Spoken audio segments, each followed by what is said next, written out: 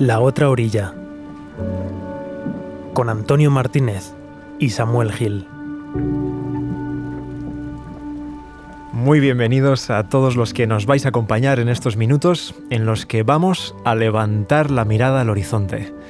En el anterior podcast pudimos hablar sobre el miedo y especialmente sobre el miedo a lo desconocido, y lo hicimos haciendo un paralelismo entre la situación que vive nuestro planeta con el coronavirus y la experiencia de los discípulos de Jesús en medio de una gran tormenta.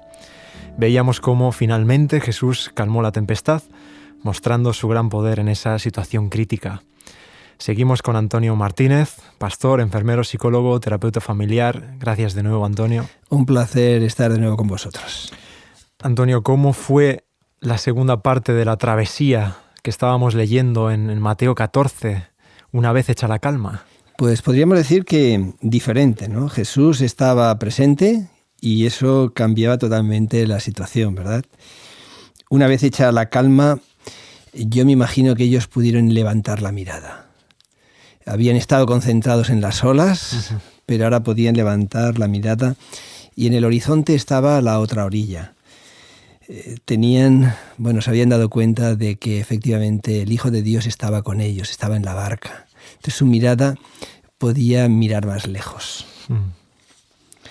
Si te parece, podríamos volver a ese escenario. Vamos a volver a ese escenario.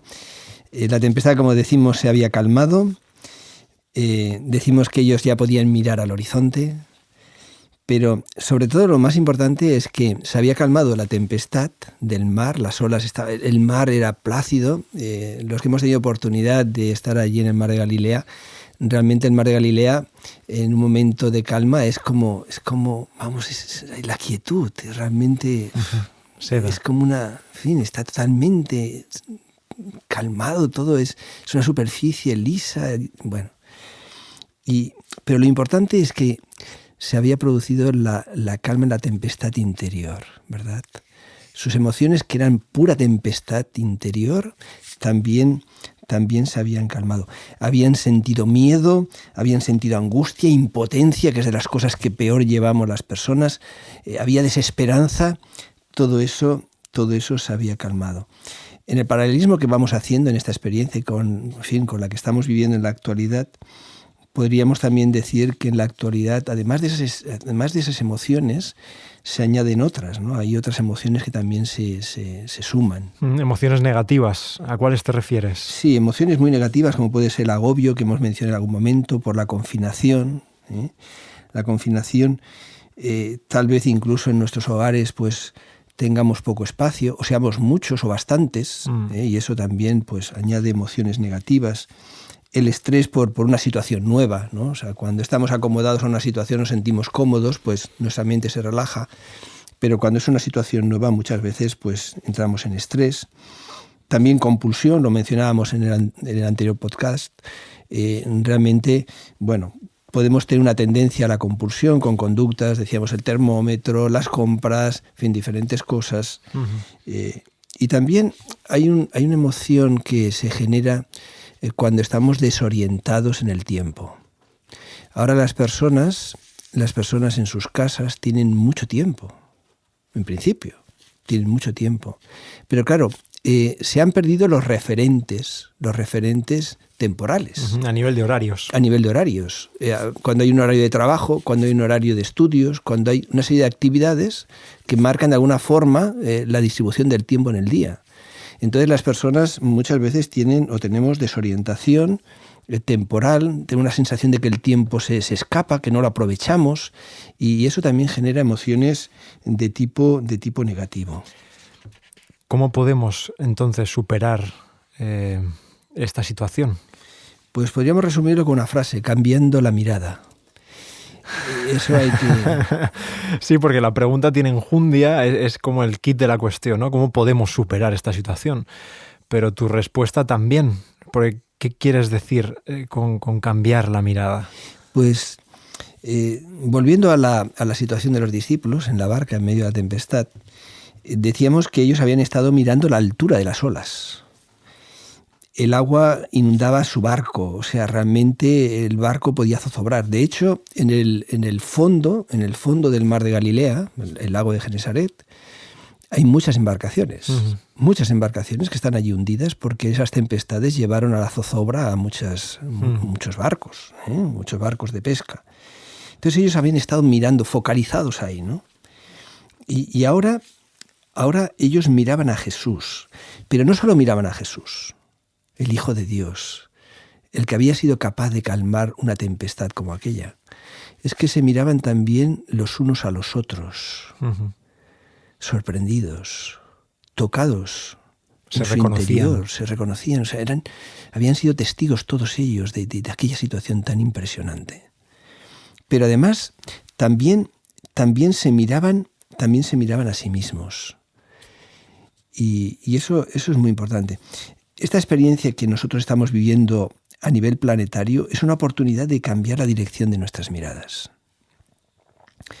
Podemos contemplar esta nueva situación en absoluto deseada como una oportunidad de mirar más profundo y más lejos. Mirar a Jesús.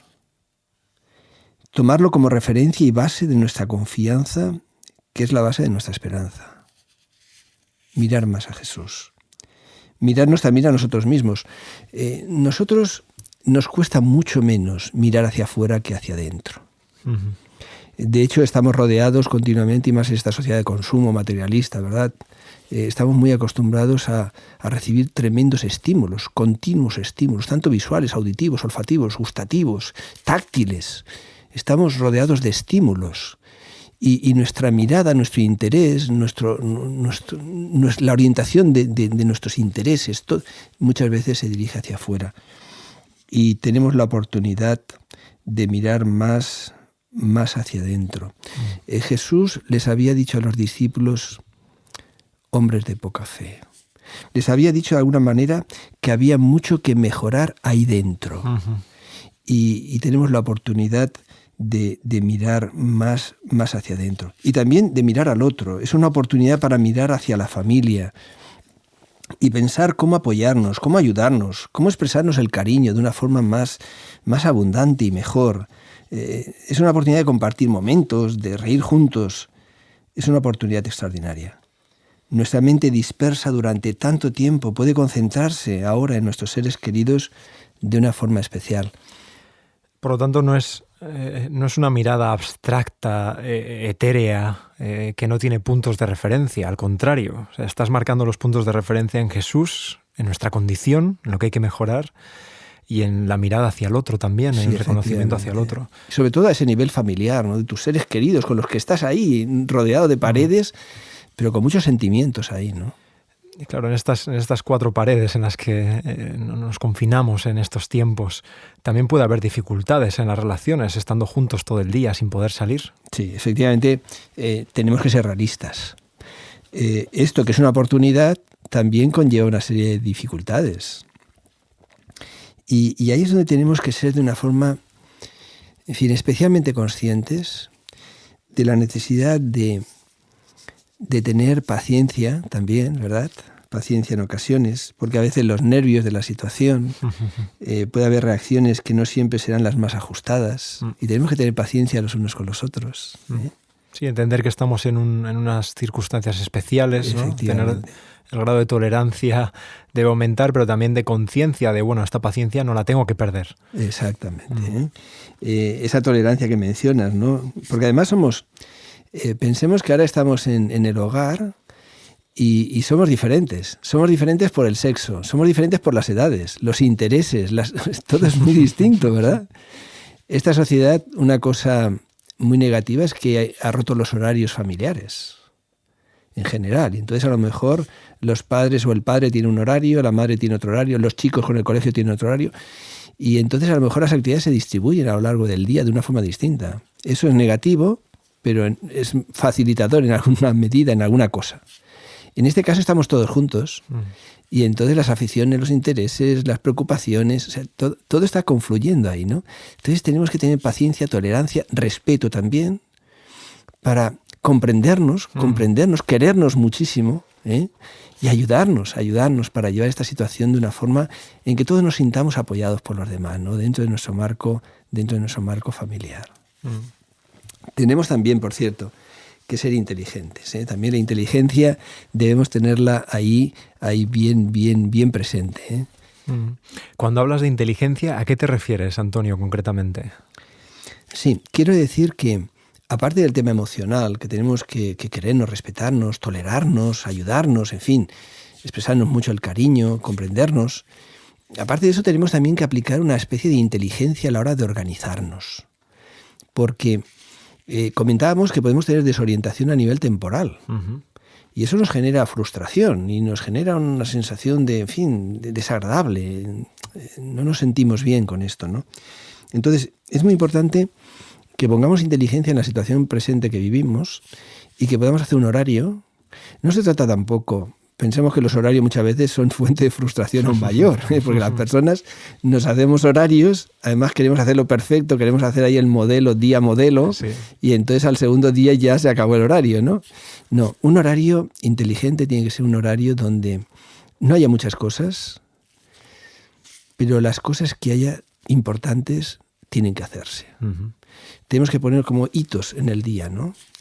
Y tener bien presente cuáles son los elementos fundamentales de lo que queremos vivir diariamente para estar en las mejores condiciones y para que esta experiencia pueda ser al final positiva. Estamos hablando, por ejemplo, de... Pues yo pienso que, por ejemplo, para el creyente, un tiempo devocional, un tiempo de lectura de la Biblia, un tiempo de oración, ese momento de meditación. Incluso para la persona no creyente, tener un tiempo de meditación, de lectura, de reflexión, es muy importante. Eso nos ubica. En el caso del creyente, desde luego, nos ayuda precisamente a tener nuestra mirada bien dirigida en esas direcciones que decíamos. Mirar a Jesús, mirar a uno mismo, mirar a los demás, ¿verdad? Nos ayuda en ese sentido. Yo diría también el tema del ejercicio físico, del cual se está hablando mucho, porque claro, no se puede salir y es muy importante, porque si caemos en el sedentarismo, si no tenemos una estructura alimentaria, que también es muy importante, una estructura alimentaria, si empezamos a picar entre horas, si no ponemos inteligencia en todo esto, el resultado puede ser muy negativo. O sea, ya no es el perjuicio directo que nos pueda producir el virus, en el caso de, en fin, por su peligro, ¿no? Sino ya es los efectos colaterales también que se producen por un desorden, ¿no? Sí, una merma en otras dimensiones de nuestra vida. Efectivamente. Pues yo pensaría en la vida devocional, en el ejercicio físico, en el tiempo de ocio con la familia, también. El tiempo de ocio con la familia es muy importante, ¿no? O sea, por decir, bueno, en esta hora pues vamos a ver una película, o vamos a ver un documental, o vamos a hacer lo que sea. Un tiempo recreativo también que nos recree como familia, ¿no? Como personas. Incluso un tiempo para uno mismo, porque no en todo vamos a coincidir, efectivamente, antes lo decíamos, y entonces qué importante que tengamos un tiempo para nosotros. Uno escuchará su música, el otro tal. O sea, cada uno pues que tenga un tiempo, porque eso lo necesitamos todos. Podemos ser introvertidos, podemos ser extrovertidos, podemos tener características muy distintas, pero un tiempo para nosotros todos lo tenemos. Si tenemos niñitos, otra parte del horario sería muy importante dedicarle un tiempo especial a los niños. En fin, que creo que tenemos que aplicar inteligencia y no vivir el día según llega, sino que tenemos que aplicar una estructura. La estructura nos hace sentirnos seguros, nos hace sentirnos que crecemos en las cosas, nos quita frustración y nos da esperanza y confianza. Ante toda esa desestabilización externa, que por lo menos nosotros en nuestro interior, en nuestro hogar, familia, podamos aportar una estructura de tiempo, de organización, que sea estable. Efectivamente. Ahora mismo el mundo se está desestructurando, es así, o sea,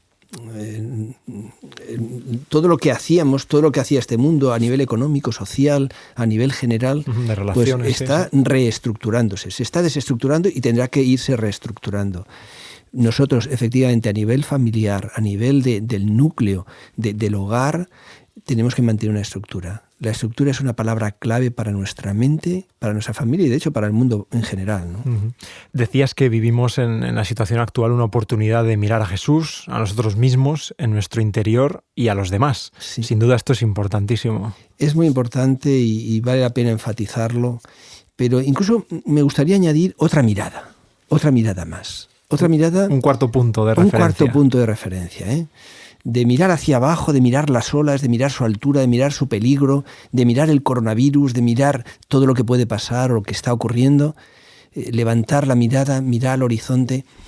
Bueno, en esa cuarta mirada yo diría que es importante que miremos al futuro. Como creyentes conocemos la palabra de Dios. Y si alguien no debe sorprenderse por lo que está ocurriendo, es un cristiano. La Biblia tiene capítulos enteros dedicados al futuro, para que no nos pille desprevenidos. Y si miramos al futuro y lo hacemos a través de la palabra de Dios, la fe, la confianza y la esperanza tienen que verse fortalecidas. Qué importante esto. Jesús, de hecho, se preocupaba continuamente, se empeñaba en que sus discípulos fueran capaces de mirar hacia el futuro. Hay muchos textos, ¿verdad? Muchos textos que hacen referencia a esto. Pero quizás hay uno que viene a mi mente, que a mí personalmente me gusta y que, bueno, los cristianos, la mayoría lo conocemos incluso de memoria, ¿no? Y casi, si me permites, lo digo, adelante. porque es un texto, dice Jesús, en un momento en que los discípulos, era otra situación, pero es un momento en que ellos están un poco angustiados, están inquietos. Y en ese momento Jesús les dice, no se turbe vuestro corazón. ¿Creéis en Dios? Creed también en mí. En la casa de mi Padre hay muchas moradas. Si no fuera así, yo os lo habría dicho. Voy pues a preparar lugar para vosotros. Y si me voy y os preparo lugar, vendré otra vez y os tomaré a mí mismo, porque donde yo estoy, quiero que vosotros también estéis. Y entonces Él está haciendo que ellos miren al momento en que Él va a volver a por ellos, que va a venir a recoger a la humanidad. Bueno, es un texto, hay muchos textos, ¿verdad? Este es muy bonito. Juan 14, para todo el que lo quiera buscar, Juan 14, del 1 al 3. Efectivamente, ¿no? Y en este capítulo precisamente es donde leemos también el texto al que hacía referencia en el anterior podcast, cuando dice Jesús, la paz os dejo, mi paz os doy, no como el mundo la da, yo os la doy. Pues es una expresión muy parecida, en el mismo capítulo, no se turbe vuestro corazón, que yo estoy con vosotros y que yo voy a volver. Entonces, Jesús tenía mucho interés en que el creyente, el cristiano, mirara también hacia el futuro. Porque en el futuro, en la otra orilla, el futuro está lleno de promesas de Dios. Podemos ver esta situación que vivimos como una oportunidad para crecer como personas. Sin duda alguna, sin duda alguna. Si nosotros esta situación tan difícil, tan complicada, la vivimos con sabiduría, podemos salir de ella más fuertes y mejores. ¿Verdad? Muchas veces Erich Fromm, por ejemplo, hablaba del tener o ser, ¿no? Que es una expresión que muchas veces, en fin, recurrimos a ella porque es muy interesante, ¿no? La persona, ¿qué es más importante, tener o ser? Pues evidentemente ser. En una sociedad donde el tener pesa mucho, sin embargo, el ser habla de tu carácter, habla de tu personalidad, habla de lo que eres, de tu sustancia, ¿no? Pues nosotros podemos acabar siendo mejores y más fuertes. Y podemos salir también de esta experiencia más unidos, como familia y como humanidad, que es bien importante esto. Podemos salir también más humildes, que quizás también era necesario. Muchas veces el orgullo en una sociedad competitiva, en una sociedad de rivalidad, en una sociedad materialista, pues muchas veces nos ha faltado humildad.